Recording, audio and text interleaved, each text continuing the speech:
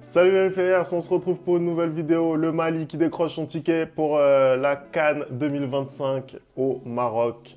Le Mali donc qui s'impose au Mozambique 1-0. Anderson c'est mérité sur l'ensemble du match. Bah écoute, ils ont cravaché pour avoir cette qualification-là. Vraiment, on pensait que ça allait être très compliqué pour le Mali d'aller arracher sa qualification pour la CAN 2025 au Maroc. Finalement, ils l'ont fait. Ils n'ont pas à attendre le dernier match pour aller se qualifier.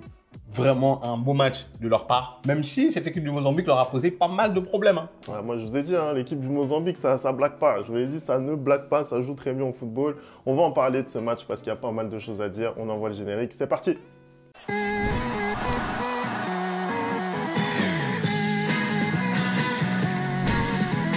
Allez, on commence tout de suite la vidéo. Le Mali donc qui s'impose au Mozambique 1-0. Donnez-nous votre avis en commentaire. On a envie de savoir c'est quoi votre ressenti sur cette équipe-là du Mali, donc qui, on le rappelle, a changé de sélectionneur. Mais au final, ça leur a réussi puisqu'ils ont réussi à décrocher leur ticket. Anderson, c'était un match où globalement le Mali mérite sa victoire. Mais tu l'as dit, le Mozambique qui a été quand même intéressant. C'était un match déjà équilibré. Pour commencer, si tu regardes un peu l'ensemble des statistiques dans le match, tu vas voir que finalement, ce n'est pas une domination outrageuse de la part des Maliens. Mais au contraire, c'est un match vraiment équilibré où tu vois qu'en première mi-temps, les deux équipes se sont procurées des occasions. Et en deuxième mi-temps aussi, c'est la même chose, le Mozambique a énormément... En deuxième mi-temps, le Mozambique a beaucoup plus poussé que le Mali parce qu'en même temps, le Mali voulait conserver ce résultat-là et le Mozambique, eux, voulaient aller chercher un résultat. En première mi-temps, un jeu assez équilibré. Les Maliens arrivent à trouver quand même l'ouverture du score par une très belle action collective entre... je crois que c'était Bissouma et Kamara Doumbia. Et il met cette frappe vraiment au ras du poteau qui trompe le gardien. Et à partir de là, le jeu est un peu plus libéré pour les Maliens. J'ai trouvé qu'ils arrivaient un peu à construire un peu plus facilement. Après, quand tu marques, tu sais, c'est toujours plus simple parce que tu te dis que les autres vont vouloir égaliser et donc ils vont sortir un peu plus et donc toi, tu as un peu plus des occasions de leur faire mal. Mais voilà, je pense qu'on commence à retrouver cette équipe malienne après le changement de sélectionneur en cours de route, comme tu l'as dit. Je pense qu'eux aussi, ils commencent à reprendre un peu confiance et on le voit notamment dans leur football. Cependant, tout n'est pas encore parfait. Je trouve qu'ils concèdent énormément d'occasions. La preuve, c'est que je pense que le joueur du match aujourd'hui, c'est Djigui Diarra, parce qu'il fait à la fin du match, il fait énormément d'arrêts qui permet au Mali de garder ce but d'avance et de ramener les points les 3 points du match face au Mozambique. Mais tu vois que en défense, c'est un peu frileux, Femi. Tu vois que c'est pas, il n'y a pas de certitude, tu vois. Donc, je sais pas trop sur quel pied danser avec cette équipe malienne. Ouais, c'est pour le coup, ouais, ça a été un match pour moi en demi-teinte de la part des Aigles. Ils ont fait un bon début de match, ils sont bien rentrés dans la partie. Pour moi, c'est logiquement qu'ils sont récompensés de l'ouverture du score. Tu l'as dit, en plus, ça combine très bien. C'est le jeu léché dont on parle au Mali depuis des années maintenant. Ça n'a pas changé depuis l'arrivée de Tom Saint-Fiet. Mais effectivement, derrière cette ouverture du score, j'ai trouvé quand même un peu plus de relâchement. Pas forcément évident d'aller jouer sur cette pelouse-là au Mozambique. D'ailleurs, la qualité même de la pelouse est... On va pas parler. Voilà, est pas forcément tip-top. Mais c'était dégueulasse. Dis les termes, c'était dégueulasse. La pelouse était dégueulasse. Mais en tout cas, aller jouer dans ce stade-là, c'est pas facile. Et on l'a vu parce que le Mozambique, eux, ils n'ont pas eu peur. On voit que sur les côtés, ils ont des flèches qui vont très vite. Et en transition, ils sont capables de faire mal à n'importe qui. Donc, c'est pas forcément évident. Mais justement, là où j'attendais peut-être un petit peu plus le Mali, c'est dans la maîtrise. Au final, on voit qu'on est sur une position de balle sur l'ensemble du match.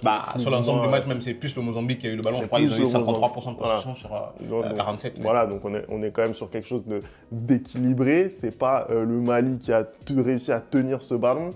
Donc peut-être un axe de progression pour cette équipe. Mais en tout cas, elle a été la plus tranchante. Elle a réussi à marquer ce but qui lui permet, on le rappelle, d'aller chercher son ticket parce que ça n'était pas encore fait, surtout face à une équipe qui est toujours en course pour aller décrocher sa qualification, qui est plutôt bien partie d'ailleurs.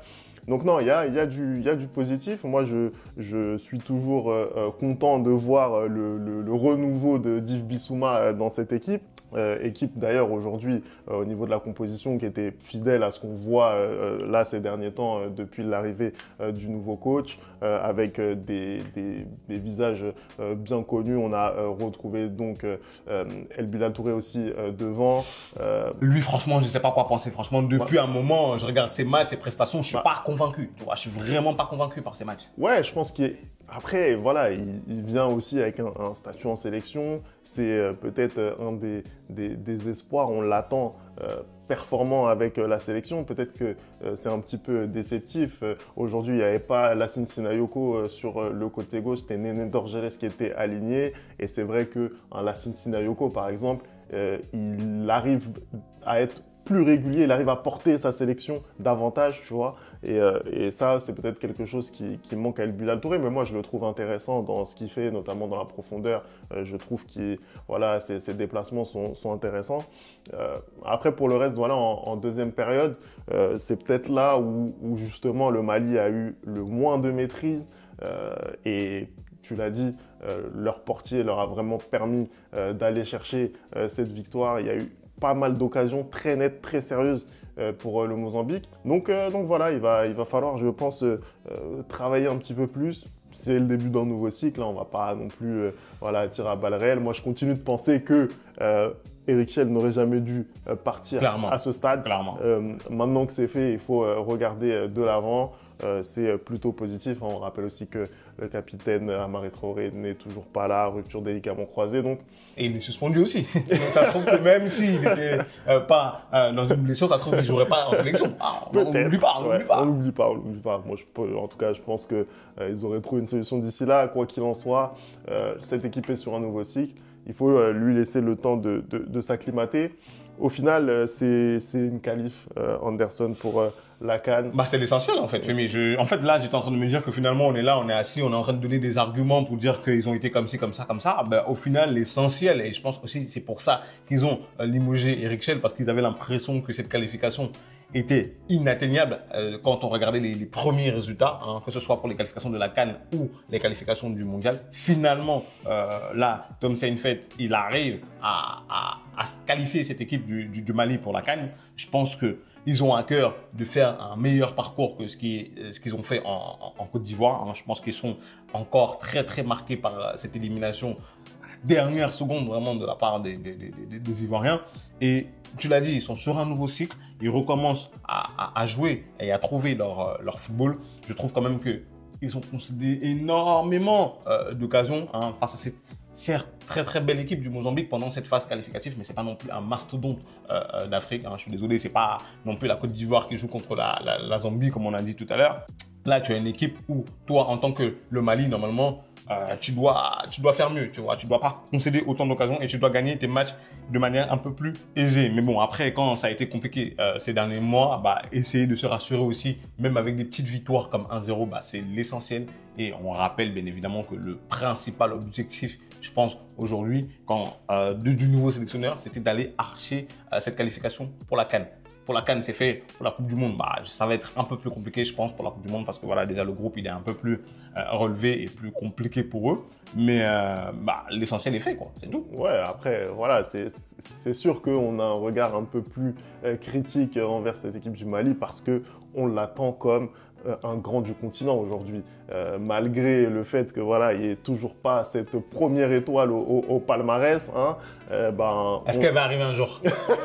Je me pose la question. Franchement, est-ce que vous y croyez encore les Maliens, franchement? Franchement, je leur souhaite de le faire, mais c'est vrai qu'aujourd'hui, on regarde cette équipe du Mali comme une équipe potentiellement capable d'aller chercher le titre. Donc, c'est normal qu'on soit plus sévère avec elle. C'est vrai qu'on est en droit d'attendre peut-être un peu mieux face à une équipe comme celle du Mozambique qui n'est pas, voilà, par exemple, le Burkina Faso dont on a pu parler hier face au Sénégal, puisque c'était plus ou moins la même physionomie, on va dire, de match avec beaucoup d'occasions quand même de part et d'autre, même si le Mali a été légèrement au-dessus.